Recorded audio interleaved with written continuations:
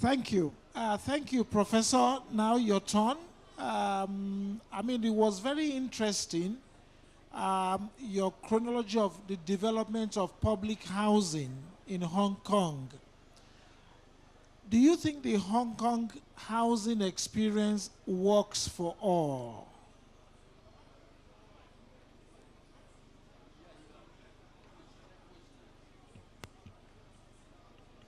Okay. Thank you. Thank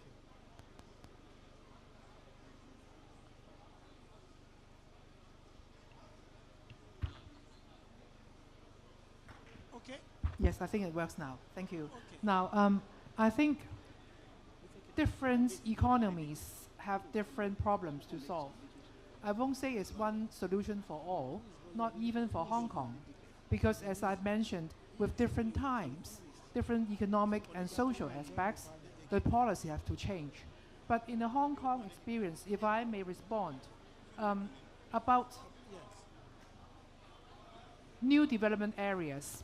Now, we are usually the forerunners in the new development areas with public housing. But after we move there, we have a kind of balanced social mix. So there would be other middle income or even luxury apartments that will move in later. But we come with the infrastructure. For instance, the roads, the water supply, drainage systems will all be there. And also police stations, fire stations, ambulance depots will be there when our public housing move into a new development area. That was the case when we have the new towns in the 1970s. So it is a balanced social mix that we need. And it's not only dormitory towns. We need places of work, as I mentioned earlier. We need maybe factories, offices, and other places of work, retail facilities, and community facilities. So it's not just a dormitory town. So for developments, I would say land supply and planning strategy are the most important. And provision of infrastructure is definitely a government's action. We need clean water, especially I think in Africa. You can't just simply leave it to the individual developers to do their own things, especially with water supply and drainage systems that are essential for public health. So I think government have to provide these basic infrastructures. And then for Hong Kong, we usually government will not have too many interventions in the private sector market. So as you can see, public housing only provides for slightly less than 50% of the total number of domestic units. But you have to look at the housing demand and housing supply. And housing demand is not only population growth, it's also household formation. So if you think you can have intergenerational living together, you will live with your parents, you live with your kids, you live with your grandparents, then you don't need so many housing units. But if every kid at the age of 21 want to have a home of their own, then you need a lot of new housing units. So it's a kind of social aspect that we have to bring to the generations, so younger generation, to live with the older generation together. So maybe this is something that you can explore. So it's not only the numbers, but it's also the people that work together. So if I may just stop here, I think there's good enough points to discuss. Thank you. Thank you very much, Professor Fung. I'll come back to you, May, if I can.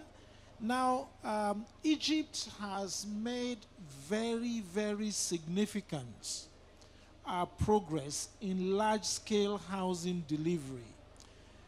Are you able to share with the audience any examples of policy innovation that gave Egypt the advantage it now has to deliver housing at scale? Thank you. Thank you so much for the question as well. Maybe for those of you who visited Egypt, we've had a conference a couple of years ago. I had the African Union for Housing Finance. That was their annual conference held in Egypt, and we've had a chance to visit some of our projects. who typically started in the desert, as you all mentioned, but we were keen when setting the strategy to have the government commitment to provide the infrastructure, the services, create destinations where you can sell land to private developers, and so that you can get some extra funds to cross-subsidize across income sectors. So all public land in Egypt is owned by an entity that is also part of the Ministry of Housing, who provides the land to us for free. They do the infrastructure as well. They maintain the neighborhoods once we have livability there. We make sure those new cities are not quite far from work centers. We have a loan with the World Bank that is linked to performance indicators, and we make sure that we don't have a lot of commuting in to the nearest working stations. So far, we've managed to deliver more than 650,000 for household formation. So 3 million people moved to those new cities, increasing the area lived by 7%. I consider the most important pillar in this story is getting the banks and the banking sector there, provide the right set of incentives, have the government commitment to provide the subsidy, interest rate subsidy, paid timely, monthly, because once there are delays, you will see banking coming out of the program. When we started, we had only 4 banks interested to start. We've set some good incentive package where we were paying them 4.5% spread on each mortgage done for a low-income person. So we started to see increase in number of banks interested, and with time we managed to include more than 60% of the banking sector, 22 banks now working with us, and we have only 39 banks in Egypt, public and private, foreign and local. The program proved to be very successful in repayment because people know that they are subsidized. They cannot find this house at the market conditions, so they're keen on paying on time. We've had this program centralized, so consolidation of housing agencies into one entity who is responsible of building and preparing the financing needed for construction, and cross subsidies from middle and upper income land. So we've paid the subsidies around 35 billion Egyptian pounds since we started, but we managed to get mortgages from the banking sector of more than 100 billion. At the start, we had like 2 billion outstanding in mortgages across all sectors. And in those 10 years, we managed to reach the 100 billion level with the banking sector only for low income and with a delinquency rate of 1%. I think we've managed to do a breakthrough in this sector. And as Professor explained, we are more or less focused on household formation, because not everybody who wants to buy a house means that he is eligible for a house. We set an eligibility criteria that is revisited every year. We have some of the stock is empty. We have like 3 to 5 million units empty, so some distortion. So I agree with Professor that not everybody should get a house. Some should go and rent out there. Some live with their parents and so on. But our assumptions that we need 100 to 150,000 units each and every year for household formation. So this is what we built, and getting the banking sector there makes the program sustainable, because we get back our money through the mortgage proceeds and reinvest that in building new houses. When we had old public housing systems, they were all built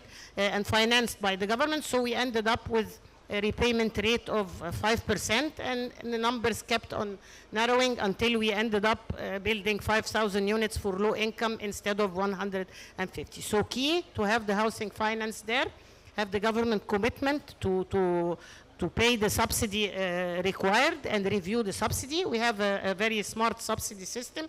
We don't pay everyone the same subsidy level, because we want to maximize the leverage of each and every individual. So they pay 40% of their income, They pay a down payment of 20% through the 3 years of construction. We pay a cash subsidy depending on the level of income. So the lower the income, the higher the subsidy, the cash subsidy you get. Okay, we review as well the interest rate and the parameters each and every year to make sure we are doing the right targeting. Okay, May, thank you very much. Just a quick follow-up on that. What role has data played in the development of policy in Egypt? Just very quickly, 30 seconds, data. Data is very important to decide the levels you want to reach. Okay, that's easy. Yeah. Economic data is very important to do the right targeting for people. So you want to reach the levels that cannot go into the regular market conditions. So we have like data, economic data that is out each and every year, and we depend on that, on defining the eligibility and reviewing the subsidy levels we pay each and every year. Also, we have managed to establish a big, you can say, we do a lot of checkings on government data. So we have like a database of all people who had benefited. We have managed to build a database of all the people who benefited from government programs and subsidized things in the past.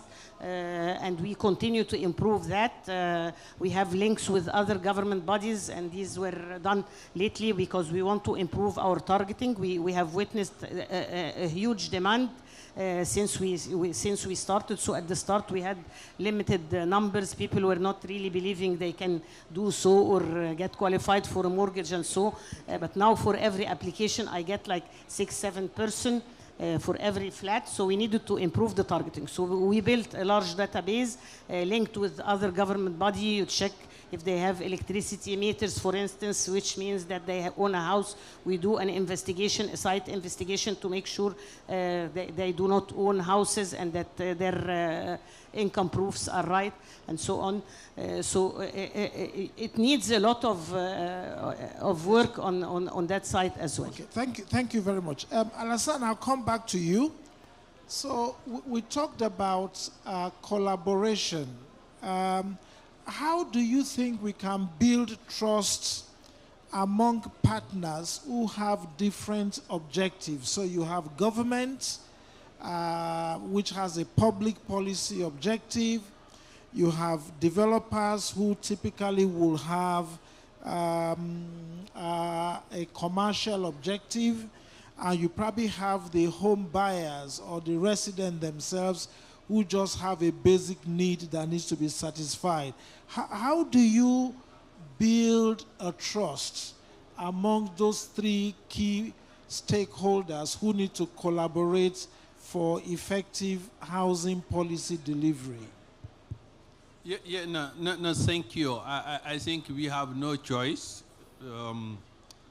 We have to work together or put in place a policy, put in place actions that help developers, policymakers, buyers, and all stakeholders to work together and make sure the whole ecosystem can work in order to improve.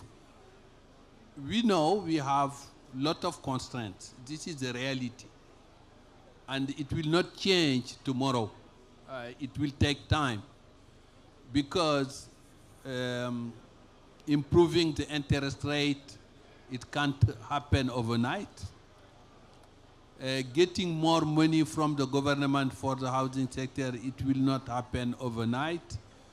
And even for the developers, when you see the situation of their company, it's still very challenging, because when you see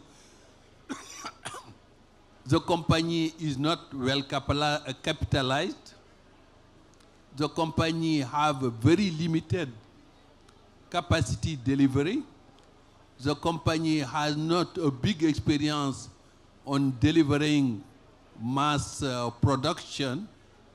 All these are the constraints, but despite the constraint, we have to work together I think the model that we encourage everywhere is to have a PPP program between the government and the private sector.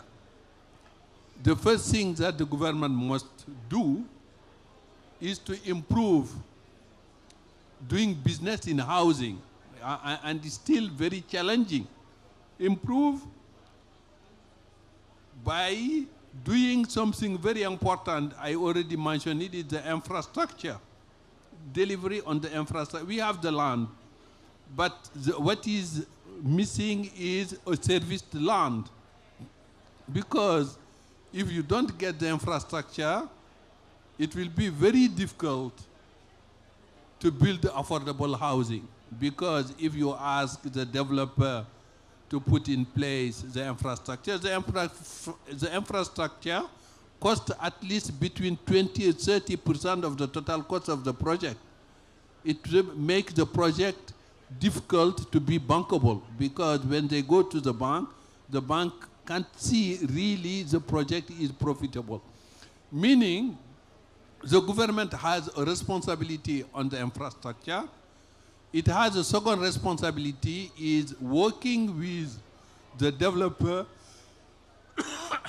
in order to improve the market, because to help the developer to reduce the risk on the market.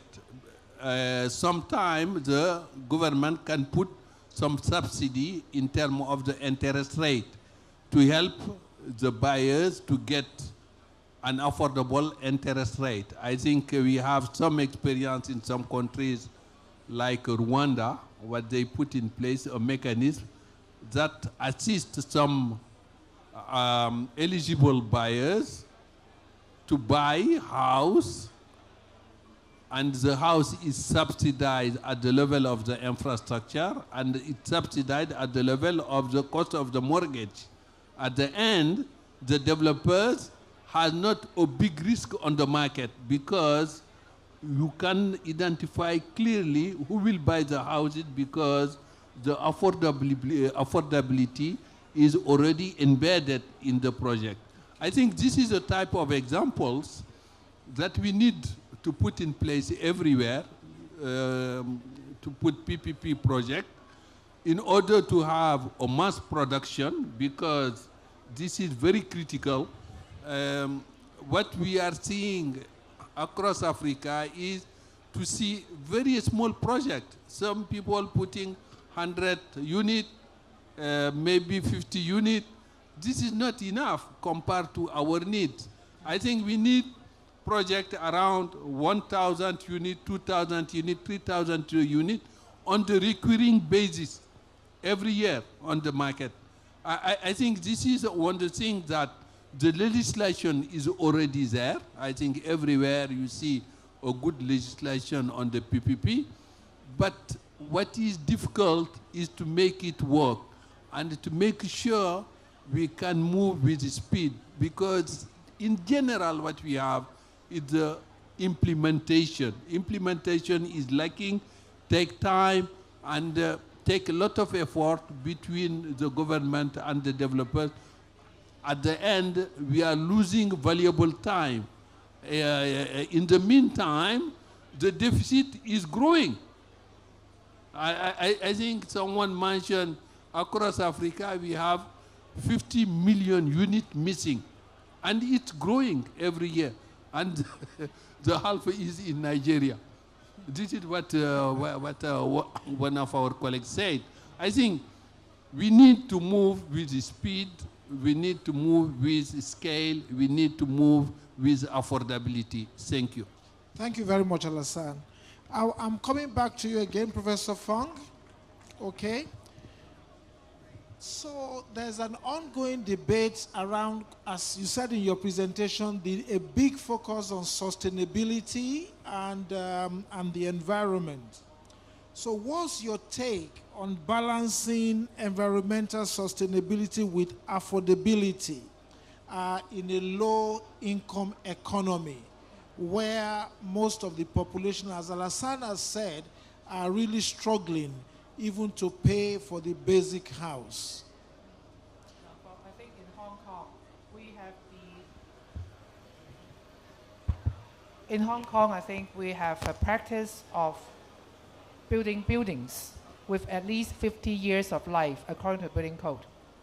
For public housing that we build for the Housing Authority, we have done a test for those buildings completed in the early 1990s. They have a life expectancy of more than 100 years. So sustainable housing means that they can last long, easy to maintain, and will not be expensive to operate. So it makes sense that we do our planning and design with passive design to reduce energy consumption that can enable the people to spend less on energy bills throughout the life cycle of the buildings that they live. And buildings that do not need a lot of repair. So it's easy for them to maintain thereafter. So this will make economic sense with green buildings and sustainability. So this is the first key points I would like to impress upon our audience and our profession, to think long term. And then think before you build and think before you demolish. See if you can repurpose the building or retrofit or upgrade instead of demolishing buildings. So these are the things that we can keep our cities and our building fabric and our people sustainable.